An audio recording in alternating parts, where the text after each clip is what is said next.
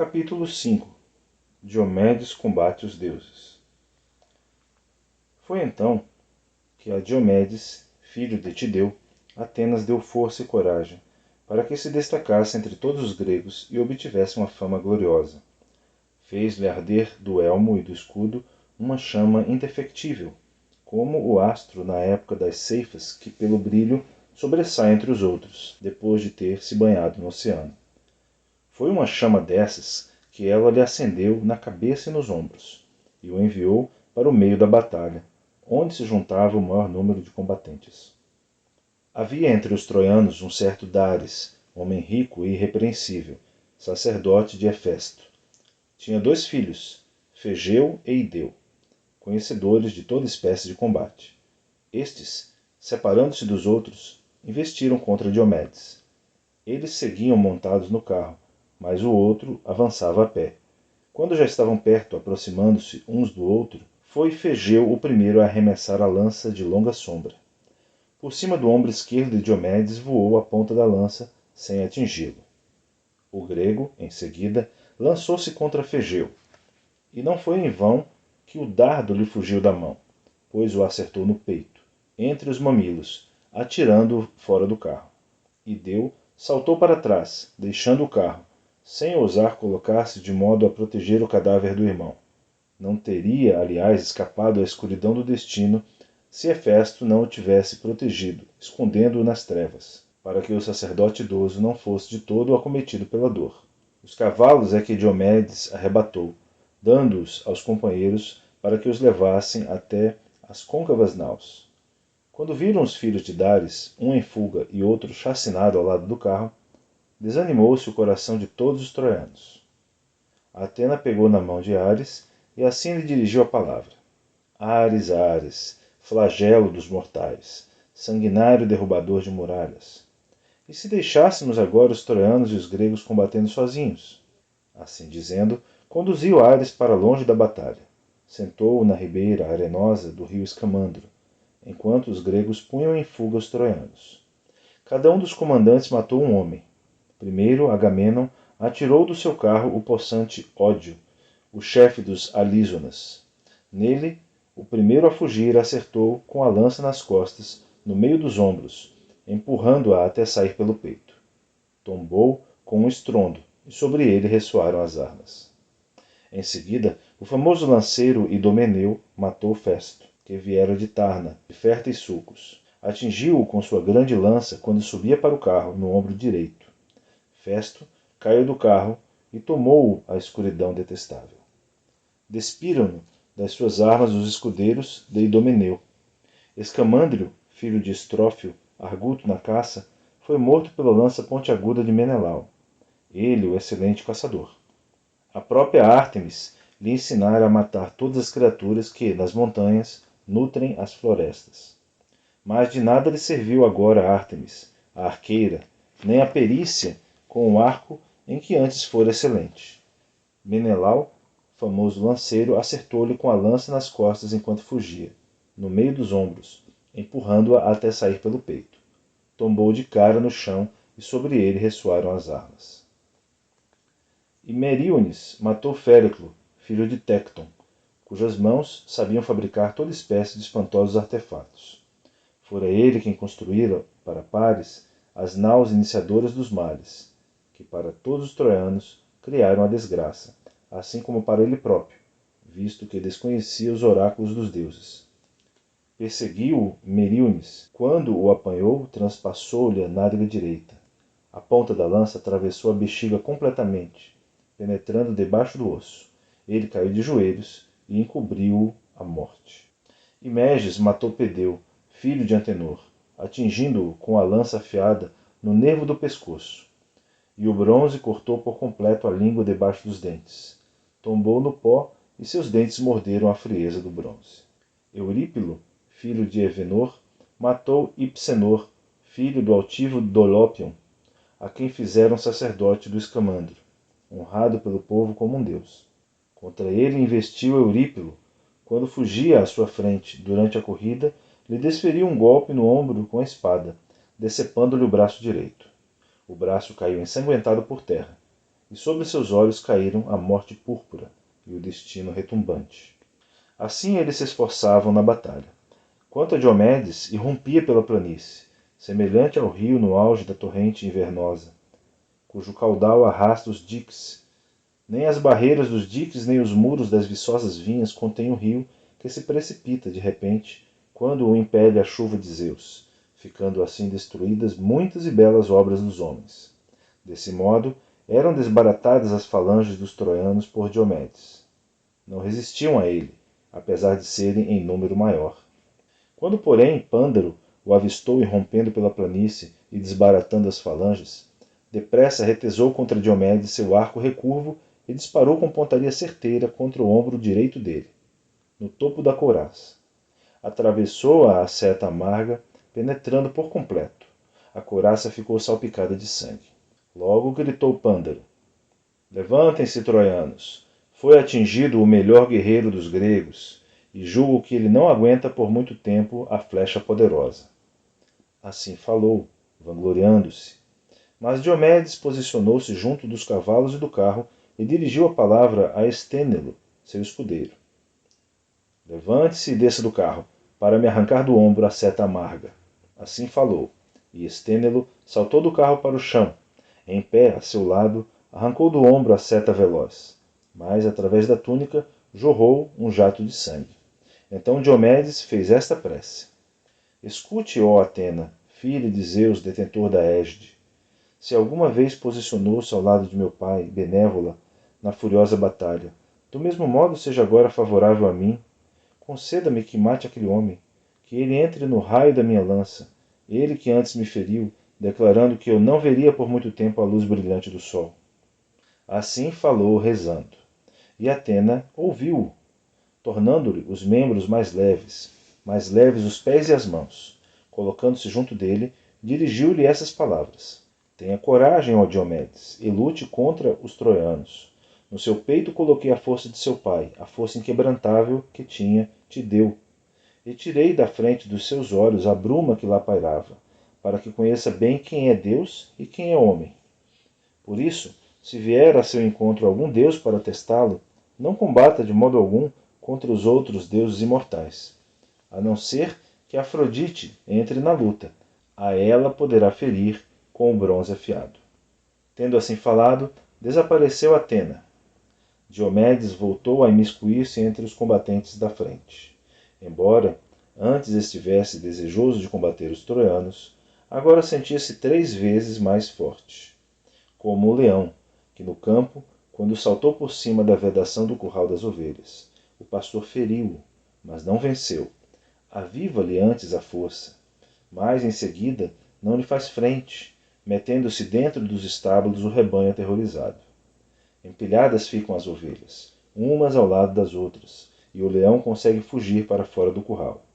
Assim, em meio aos troianos, se imiscuía o possante Diomedes. Foi então que matou Astino e Hípiron. A um atingiu por cima do mamilo com a lança de bronze à ponta. Ao outro, desferiu com a espada possante um golpe no ombro, decepando-lhe o ombro do pescoço e das costas. Deixou-os onde estavam, e pôs-se a perseguir Abante e Poliído, filhos de Euridamante, idoso intérprete de sonhos. Não regressaram, porém, para o ancião lhes interpretar os sonhos. Ambos foram mortos pelo possante Diomedes. Depois, lançou-se contra Xanto e Tum, filhos de Fênops, ambos bem armados. Ao pai oprimia a dolorosa velhice, e não gerou outro filho a quem deixar os seus bens. Ali os matou Diomedes, privando-os da vida amada, deixando ao pai deles o pranto e o luto doloroso, uma vez que não permaneceram vivos para que ele os recebesse no seu regresso, pelo que outros familiares dividiram a fortuna. Depois, atirou-se aos 2 filhos de Príamo, que seguiam no mesmo carro, Equêmon e Crômio, tal como o leão que salta no meio dos bois e parte o pescoço de uma vitela ou de uma vaca, a pastarem na verdura silvestre. Diomedes atirou ambos do carro, despindo-os depois de suas armas de modo humilhante, e aos companheiros deu os cavalos para levarem para as naus. Nesse momento, Enéas avistou-o desbaratando as fileiras de homens. Caminhou por entre a batalha e, pelo arremesso de lanças à procura de Pândaro, para ver se o encontrava. Encontrou-o e, encarando-o, lhe disse essas palavras: Pândaro, onde estão seu arco, as setas aladas e sua fama? Nisso não há aqui homem que rivalize com você, nem há Lício que afirme ser melhor arqueiro. Dispare agora uma seta contra aquele homem, elevando as mãos a Zeus. Seja ele quem for, se é que não é um deus irado contra os troianos. Pesada é a cólera de um deus. Pândaro lhe deu essa resposta. Enéas, conselheiro dos troianos, aquele homem é Diomedes, mas não é sem a ajuda de um deus que assim atua, pois contra ele já disparei uma seta e acertei-o no ombro direito, atravessando-lhe por completo a couraça. E pensava eu que o lançaria no Hades. Contudo, não o subjuguei. Agora queria me aproximar dele, mas não tenho cavalos nem carro em que possa montar. Embora no palácio de meu pai estejam 11 belos carros, novos em folha, recém-construídos, cobertos de panos. E junto de cada um está a respectiva parelha de cavalos, mastigando a branca cevada e a espelta. Razão tinha meu pai quando para aqui vim. Mandou-me vir montado com cavalos e carros, para liderar os troianos nos fortes combates. Mas não lhe obedeci. Muito mais proveitoso teria sido. Querendo poupar os cavalos, não lhes fosse faltar alimento no meio desta multidão de homens, habituados a comer quanto queriam. Por isso os deixei e vim para Troia como peão, confiante no meu arco. Mas não parece que me sirva de grande coisa, pois ainda agora disparei contra 2 comandantes, contra Diomedes e contra Menelau, e a ambos o meu disparo causou decerto derrame de sangue. Mas o que fiz foi incitá-los ainda mais. Desafortunadamente, tirei do prego o arco recurvo no dia em que vim para Troia. Mas se regressar à minha casa e vir com os olhos minha pátria, minha mulher e meu alto palácio, que logo outro homem me corte a cabeça, se eu não quebro esse arco com as mãos e o atiro ao fogo, pois para mim não tem mais utilidade que o vento. Respondeu-lhe então Enéas, comandante dos troianos: Não fale assim. As coisas não mudarão, até que nós dois, com carro e cavalos, enfrentemos aquele homem e o ponhamos à prova nas armas. Mas agora suba para o meu carro, para que veja como são os cavalos de Tros, que pela planície sabem correr com rapidez, em perseguição ou debandada. Ambos nos levarão a salvo para a cidade, se de novo Zeus outorgar a glória a Diomedes, filho de Tideu. Mas pegue agora no chicote e nas rédeas reluzentes. Serei eu que desmontarei do carro para combater. Ou então enfrente-o você, e eu me ocuparei dos cavalos. Pândaro, no entanto, deu-lhe esta resposta: Enéas, segure as rédeas e conduza seus cavalos. Puxarão melhor o carro com o condutor habitual, se der o caso de termos de fugir de Diomedes.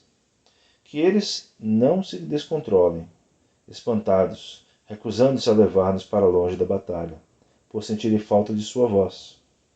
Seja você mesmo a conduzir seu carro e seus cavalos, e eu responderei à investida dele com a lança pontiaguda. Assim dizendo, subiram para o carro embutido e contra Diomedes conduziram com afinco os cavalos velozes. Viu-os Estênelo, que logo disse a Diomedes essas palavras: Diomedes, vejo 2 homens possantes avançando para combatê-lo, ambos dotados de força desmesurada. Um deles é bom arqueiro, Pândaro, e o outro é Enéas, filho da deusa Afrodite.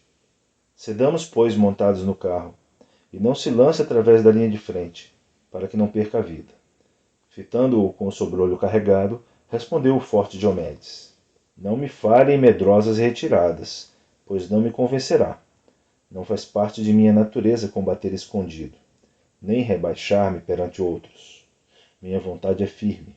Recuso-me a montar no carro. É da maneira que estou que irei ao encontro deles.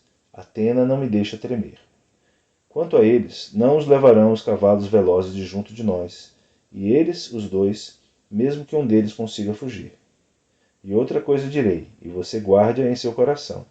Se Atena, a deusa de muitos conselhos, me conceder a glória de matá-los os 2, você deverá manter aqui os cavalos, atando as rédeas no rebordo do carro, e se lance em seguida aos cavalos de Enéas, pois eles são da raça dos que Zeus deu a Tros, como recompensa pelo filho, Ganimedes, visto que eram os melhores de todos os cavalos debaixo da aurora do sol. Dessa raça furtou descendência Anquises, senhor dos homens, deixando cobrir as suas éguas sem que ninguém se apercebesse. Dessas éguas nasceram-lhe no palácio 6 poldros. Ficou ele com 4 deles, para criar nas manjedouras, mas ofereceu 2 a Enéas. Se apanhássemos esses cavalos, ficaríamos com fama excelente. Eram essas as palavras que diziam um ao outro, e depressa se aproximaram dos outros 2 que conduziam os cavalos velozes. O primeiro a falar foi Pândaro. Diomedes não subjugou a minha célere flecha, seta amarga, mas agora tentarei atingi-lo com a lança. Assim falando, apontou e arremessou a lança de longa sombra, acertando-o no escudo de Diomedes. E através do escudo penetrou a bronze a ponta, atingindo o colete. Pândaro gritou então bem alto. Foi atingido no baixo ventre, pelo que não julgo que muito tempo aguentará, e assim me deu a glória. Sem receio lhe respondeu o possante Diomedes. Atirou ao lado, não acertou. Porém, não penso que os 2 desistirão, até que um ou outro, tombando, farte de sangue o deus da guerra. Assim falando, atirou a lança, e Atena guiou-a até o rosto de Pândaro. Ela penetrou através dos alvos dentes. O bronze renitente cortou a língua pela raiz, e a ponta da lança saiu por baixo, pela base do queixo.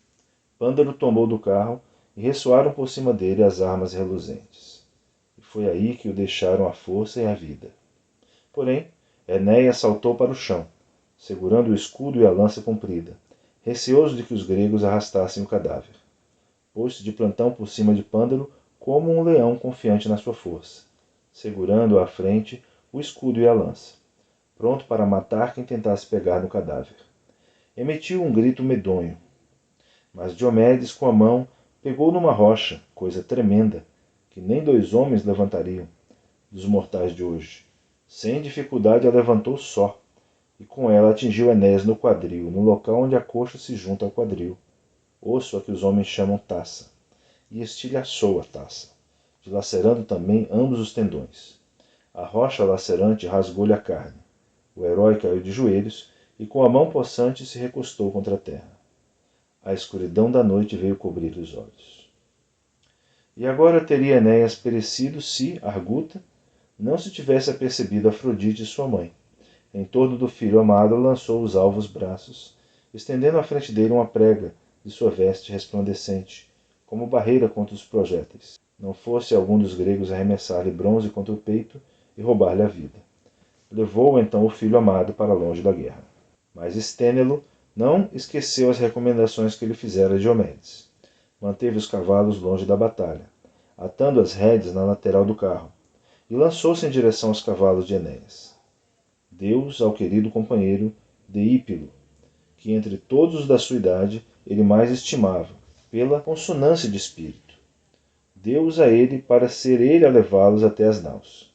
Estênelo montou, então, no seu carro, pegou nas rédeas resplandecentes e depressa conduziu os cavalos de fortes cascos, atrás de Diomedes, que perseguia Afrodite com o bronze afiado, sabendo que ela era uma deusa débil, e não uma das deusas que se impõem no meio das guerras dos homens.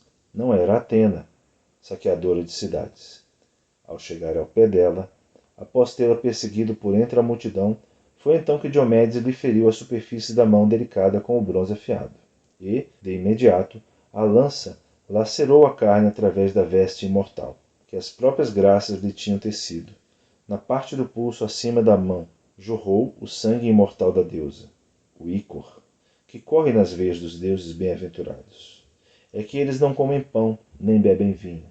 Nas suas veias corre ícor em vez de sangue. A deusa gritou alto e deixou cair o filho. Mas Apolo apanhou Enéas nos braços e envolveu-o numa nuvem escura. Não fosse um dos gregos arremessar-lhe bronze contra o peito e roubar-lhe a vida. Diomedes gritou alto contra a deusa do amor. Afaste-se da guerra. Não lhe basta iludir as mulheres na sua debilidade? Assim falou, e ela partiu, desesperada, em grande aflição. Foi Íris que a levou da luta, oprimida de dores, até a linda pele se lhe escurecia. Em seguida, à esquerda da batalha, encontrou Ares sentado, a lança reclinada contra uma nuvem. Ali estavam seus velozes cavalos. Caindo de joelhos, logo implorou Afrodite ao irmão que lhe emprestasse os cavalos. Querido irmão, acuda-me e dê-me seus cavalos, para que possa chegar ao Olimpo. Estou muito aflita por causa da ferida infligida por um homem mortal. Diomedes, que neste momento até contra Zeus pai combateria. Assim falou, e Ares deu-lhe os seus cavalos. Ela subiu para o carro, desesperada em seu coração, e para junto dela subiu Íris, que com as mãos pegou as rédeas.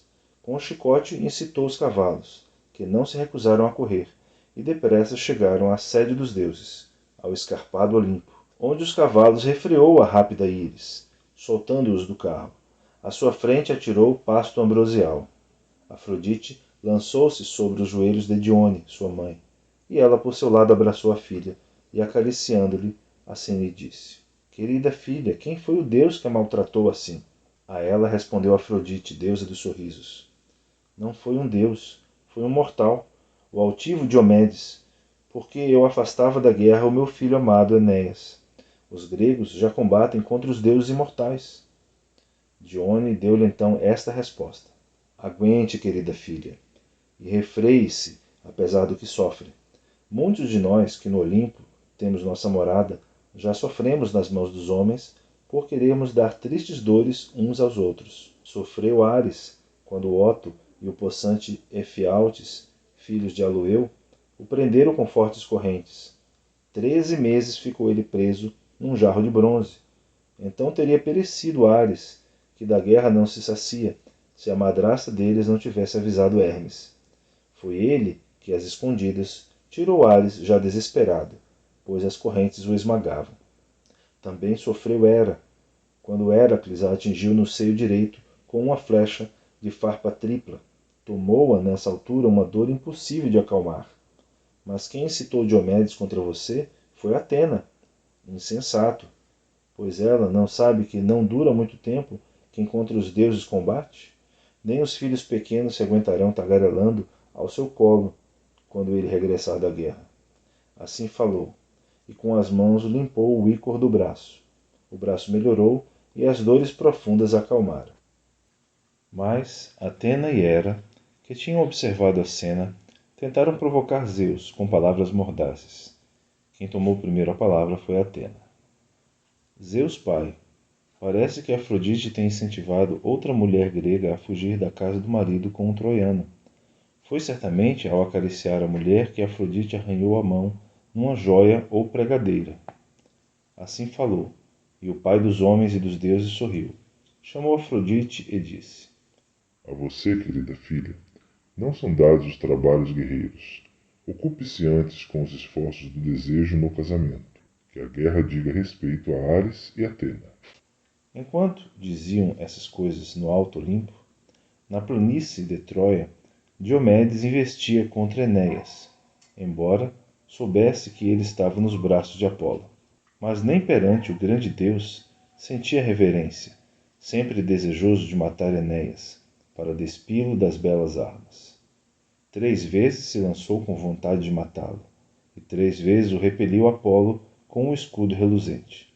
Mas quando pela 4ª vez se lançou como um louco, com um grito terrível lhe falou Apolo: Pense, ó Diomedes, e ceda, não é a mesma raça dos deuses imortais e a dos homens que caminham sobre a terra. Assim falou, e Diomedes afastou-se um pouco para trás, para evitar a cólera de Apolo. E para longe da batalha foi Enéas, levado por Apolo para Pérgamo, onde lhe fora construído um templo. Foi aí que Leto e Artemis, a arqueira, o curaram no grande santuário. Apolo, porém, formou um fantasma igual ao próprio Enéas e armado do mesmo modo. E em redor do fantasma, os troianos e os gregos golpearam as fivelas de cabedal em torno do peito uns dos outros, os escudos redondos e os couros franjados. Então Apolo dirigiu essas palavras a Ares: Ares, Ares, flagelo dos mortais, sanguinário derrubador de muralhas. Entrando na batalha, não irá querer de lá tirar esse homem, Diomedes, que neste momento até contra Zeus pai combateria? Primeiro feriu Afrodite no pulso, e depois lançou-se contra mim. Assim falando, sentou-se na maior elevação de Pérgamo, ao passo que Ares entrou pelas fileiras dos troianos, semelhante ao célere Acamante, condutor dos trácios, e os filhos de Príamo assim clamou: Ó filhos de Príamo, até quando permitirão que a hoste seja chacinada pelos gregos? Quando estiverem combatendo junto dos portões de Troia? Já és um homem que honrávamos como o Heitor, Enéas. Salvemos das mãos dos gregos o valente companheiro.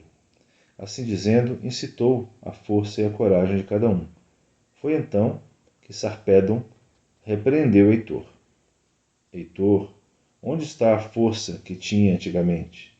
Você afirmava que, sem hostes nem aliados, defenderia sozinho a cidade, com seus irmãos e cunhados, pois agora nenhum desses consigo ver nem descortinar, mas amedrontam-se como cães, receosos de um leão.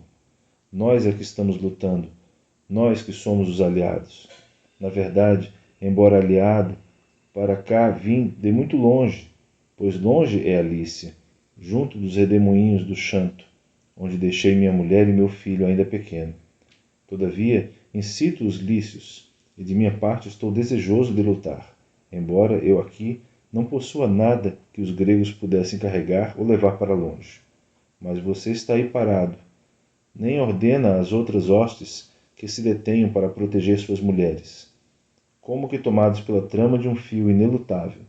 Oxalá não se torne espólio e presa dos inimigos, esses que depressa destruirão sua cidade.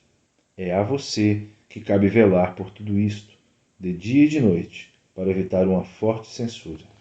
Assim falou Sarpédon, e as palavras morderam o espírito de Heitor. E logo do seu carro saltou armado para o chão. Brandindo 2 lanças afiadas, percorreu todo o exército, incitando ao combate. Reagruparam-se as tropas e os troianos posicionaram-se defronte dos gregos, que, cerrados, não desarmaram nem se acovardaram. Tal como o vento dispersa o joio nas esteiras, na altura em que a loira Deméter separa o trigo do joio entre rajadas de vento, e os montes de joio se embranquecem, assim os gregos se embranqueciam por causa da nuvem de pó, que, no seu meio, o percutir das patas dos cavalos fazia subir até o céu. Então Apolo tirou Enéas do seu rico santuário e colocou-o de novo no meio da batalha, no meio dos companheiros, que se alegraram ao verem-no vivo, incólume e detentor de força valente. Por seu lado, os 2 ajantes, Ulisses e Diomedes, incitavam os gregos a combater, e eles próprios não se amedrontaram com a violência e as investidas dos troianos, mas permaneceram como o nevoeiro que Zeus, quando não há vento, faz estacar nos píncaros das montanhas, imóvel. Assim estacaram os gregos, sem medo dos troianos, e Agamenon percorreu as hostes, dando sempre a mesma ordem. Amigos, sejam homens! Falou e depressa arremessou a lança. Atingiu um varão dianteiro, companheiro de Enéas, Deiconte, filho de Pérgaso. Foi ele que o poderoso Agamenon atingiu no escudo com sua lança. Mas o escudo não deteve a lança, que atravessou o bronze, penetrando através do cinturão no baixo ventre. Tombou com um estrondo, e sobre ele ressoaram as armas. Assim prosseguia a batalha. Depois aconteceu o seguinte: um filho e um neto de Zeus combateram um contra o outro. Tlepólemo, filho de Heracles, portanto neto de Zeus, era alto e viril, e quis lutar contra Sarpédon, filho de Zeus. E quando estavam já perto, o filho e o neto, foi Tlepólemo o primeiro a falar, assim dizendo: Sarpédon, conselheiro dos lícios, por que se vê obrigado a andar por aí encolhido, homem inexperiente do combate? Mentem os que o proclamam filho de Zeus, visto que é muito inferior àqueles varões que, entre os homens antigos, foram gerados por ele. De outra têmpera, dizem ter sido Heracles, meu pai, ousado guerreiro de coração de leão, que outrora aqui veio pelos cavaleiros de Leomedonte, só com 6 naus e menor número de homens. Saqueou a cidade de Troia e causou desolação nas suas ruas. Mas seu coração é de covarde, e seu povo sucumbirá. Não penso que, Para os troianos, você será um baluarte por ter vindo da Lícia, mesmo que fosse mais forte, mas por mim, subjugado, passará os portões do Hades. A ele deu resposta Sarpedon, comandante dos lícios. Tlepólemo, a você aqui declaro que a morte e o escuro destino lhe chegarão por meu lavor, pela minha lança subjugado.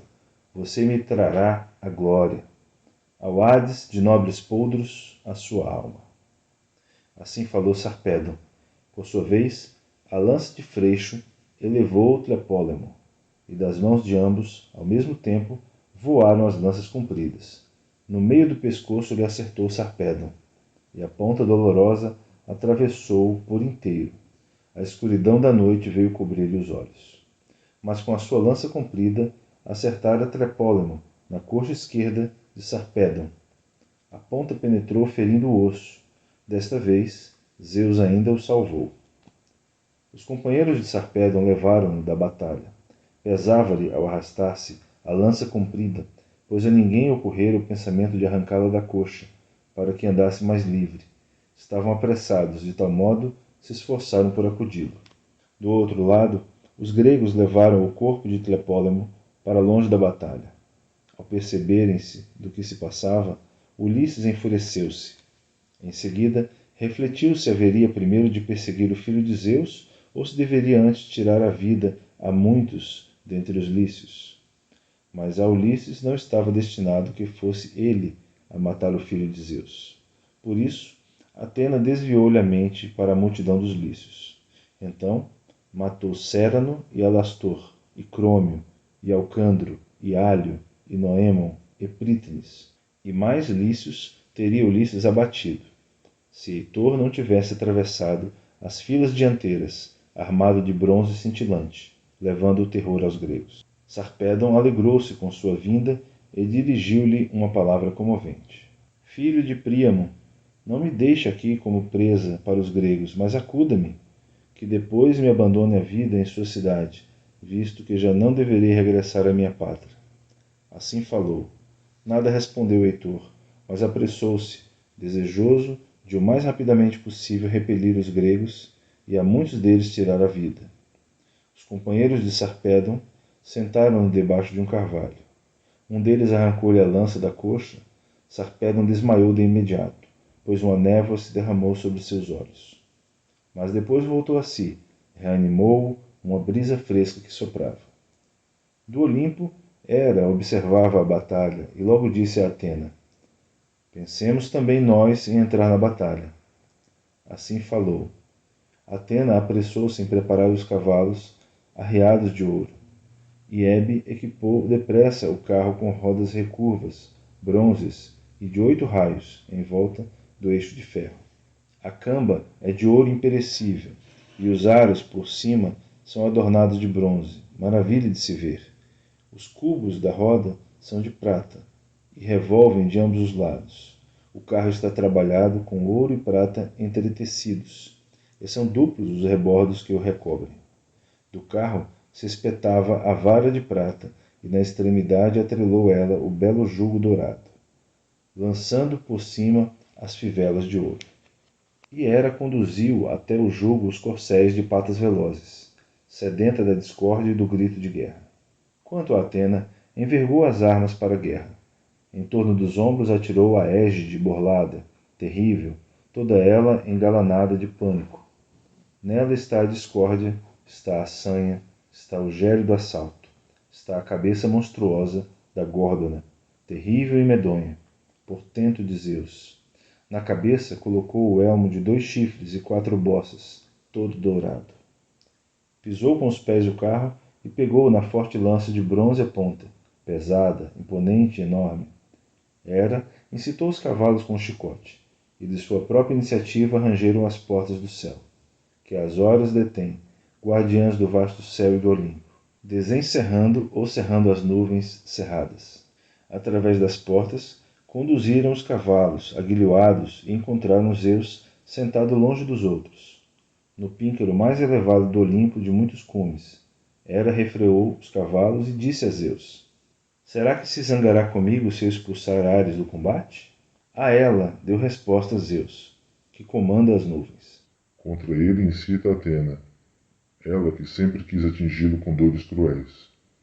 Assim falou, e as deusas continuaram seu caminho, chicoteando os cavalos, que voaram sem constrangimento entre a terra e o céu cheio de astros. Tão longe, quanto na vaga névoa da distância, vê com seus olhos o homem sentado na sentinela, observando o mar cor de vinho. Tão longe saltavam na distância os cavalos relinchantes, mas, quando chegaram a Troia e aos 2 rios que lá fluem, lá onde o Simoente e o Escamandro juntam seu curso, aí a deusa parou os cavalos, desatrelou os carros e sobre eles derramou denso nevoeiro. E para eles o Simoente fez nascer ambrosia para pastarem. Caminharam então ambas em direção à zona onde estavam os gregos. Mas quando chegaram ao local onde se juntava maior número de valentes em torno de Diomedes, semelhantes a leões de cruenta voracidade ou a selvagens javalis, cuja força não é pouca, foi então que Hera gritou, assemelhando-se a estentor de bronze voz, cuja voz equivalia à de outros 50 homens. Vergonha, ó gregos! Enquanto Aquiles participava da guerra, nunca os troianos tiveram esse atrevimento. Assim dizendo, incitou a coragem e o ânimo de cada um. Atena saltou para junto de Diomedes. Encontrou-o perto de seus cavalos e de seu carro, refrescando a ferida que a flecha de Pândalo lhe infligira. O suor afligia-o debaixo do largo cinturão do escudo redondo. Ao mesmo tempo, ele tentava limpar o negro sangue, mas a deusa agarrou o jugo dos cavalos e disse: Pouco parecido com você foi o filho que Tideu gerou. Tideu não era de pequena estatura, mas um guerreiro. Quanto a você, estou do seu lado e o protejo. Com afinco, lhe ordeno combater os troianos. Mas ou a fadiga de muitas lutas entrou-lhe no corpo, ou então o domina o desânimo temeroso. Se assim é, não pode ser filho de Tideu. Respondendo-lhe assim, falou o possante Diomedes. Reconheço-a, ó deusa, filha de Zeus. Por isso, de bom grado, lhe falarei sem nada esconder. Não é o desânimo temeroso que me domina, nem outro receio, mas ainda estou lembrando das ordens por você impostas. Não me permitiu combater frente a frente contra os outros deuses imortais, mas se a filha de Zeus, Afrodite, entrasse na liça, a ela deveria eu ferir com o bronze afiado. Foi por isso que agora cedi, pois reconheço que Ares está dominando a batalha. Atena deu-lhe então esta resposta. Diomedes, que encanta o meu coração. Não tenha medo de Ares, sou sua auxiliadora. Conduz os cavalos contra Ares e fira de perto esse traidor, esse Deus que é todas as coisas para todos os homens. Ele que antes me prometeu que combateria contra os troianos, mas agora combate a favor deles, esquecido do que prometera. Assim falando, a deusa atirou Estênelo para fora do carro. Tomou ela o lugar dele, e o eixo das rodas rangeu, pois o carro levava uma deusa e um nobre guerreiro, que investiam contra o próprio deus da guerra. Ora, Ares, coberto de sangue, estava despindo de suas armas o musculoso Perifante, o melhor dos etólios. Atena pôs na cabeça o gorro de Ares, para que Ares não a visse. Assim que o deus viu Diomedes, deixou jazente onde estava o musculoso Perifante, no mesmo local onde o abatera e lhe tirara a vida, e foi direto contra Diomedes. Quando estavam já próximos, avançando um contra o outro, Ares arremeteu por cima do jugo e das rédeas dos cavalos com a lança de bronze, desejoso de matar Diomedes. Mas Atena agarrou na lança de Ares e atirou-a por cima do carro. Em seguida, foi Diomedes a arremeter com a lança de bronze. Atena conduziu-a contra Ares até que o atingiu e feriu, rasgando a linda pele. Ares urrou, então, como urram 9.000 ou 10.000 homens na guerra, e um tremor dominou os gregos e os troianos, aterrados. De tal forma rugira Ares. Como das nuvens surge a densa escuridão, quando do bafo canicular um vento agreste se levanta. A Diomedes, assim surgiu Ares, lançando-se por meio das nuvens na celestial vastidão. Depressa chegou à sede dos deuses, ao escarpado Olimpo, e ao lado de Zeus se sentou, desalentado. Indicou o ícor imortal que fluía da ferida, e, lamentando-se, proferiu essas palavras: Zeus Pai, não vê que gerou uma filha desvairada e funesta?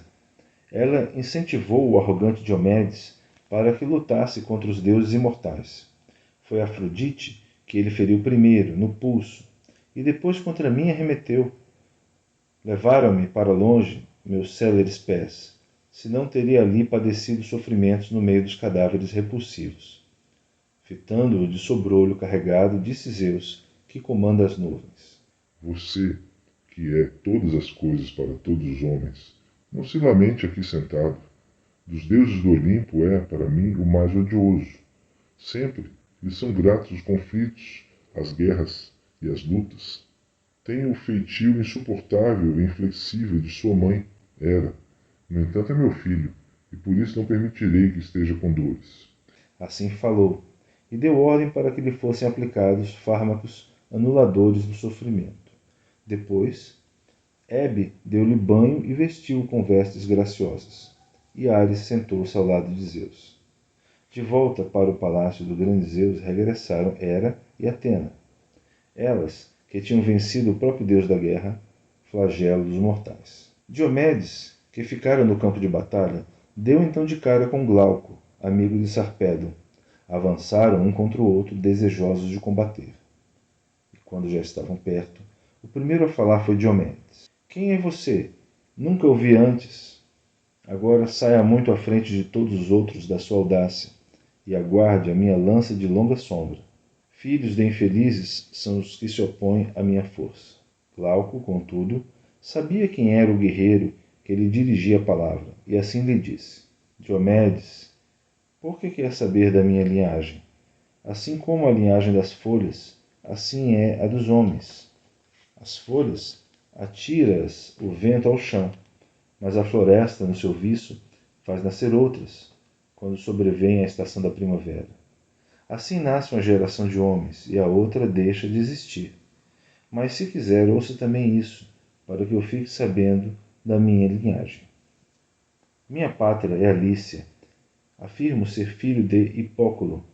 Foi ele que me mandou para Troia com esta recomendação, que primasse pela valentia e fosse superior aos outros todos, para que não desonrasse a linhagem paterna, que na ampla Lícia detém a maior nobreza, e de sangue que declaro descender. Assim falou, e Diomedes regozijou-se, espetou a lança na terra e com doces palavras se dirigiu a Glauco. Na verdade, é de uma linhagem amiga da família do meu pai. Por conseguinte, sou seu amigo e anfitrião na Grécia. Você é meu amigo e anfitrião na Lícia, se eu visitar a terra daquele povo. Evitemos, pois, a lança um do outro. Há muitos troianos para eu matar, e gregos não faltam para se oporem à sua lança. Quanto a nós, troquemos agora as nossas armaduras, para que até estes aqui saibam que somos, há várias gerações, amigos um do outro. Depois que assim falaram, ambos saltaram dos carros, apertaram as mãos e juraram ser fiéis amigos.